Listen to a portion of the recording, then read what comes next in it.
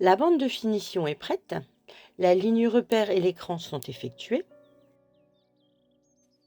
Les 2 pièces de capuche sont assemblées et les finitions sont effectuées. Posez la bande de finition sur l'ouverture capuche endroit contre endroit. Commencez par épingler les milieux et l'écran entre eux.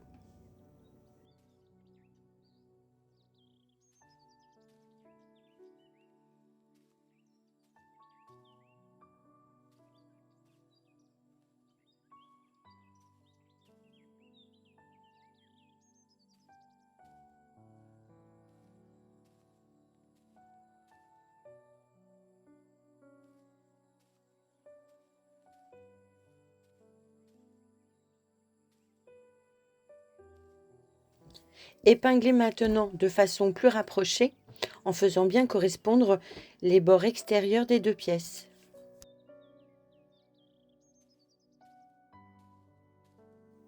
Maintenant, on fait à l'identique pour le second côté.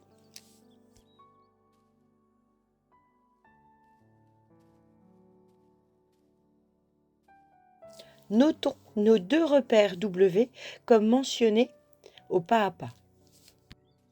On peut maintenant fixer les 2 pièces ensemble avec une couture à 1 cm. Dégarnir les marges de couture entre les extrémités de la bande et les repères W.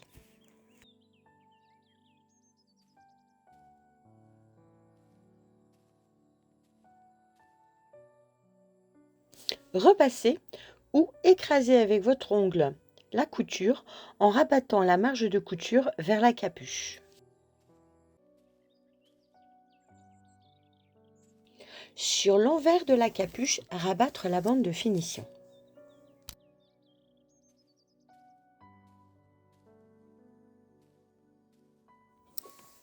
Faire en sorte que la ligne de couture d'assemblage des 2 pièces reste sur l'envers de la capuche.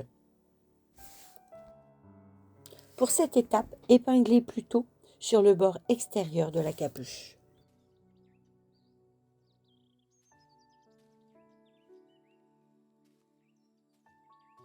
Maintenant, en vous aidant de la ligne repère et d'écran, rentrez le bord de la bande à l'intérieur. La ligne repère doit vraiment être sur le bord et n'être pratiquement plus visible. Pour ma part, j'ai réalisé cette ligne repère avec un fil de teinte contrastée.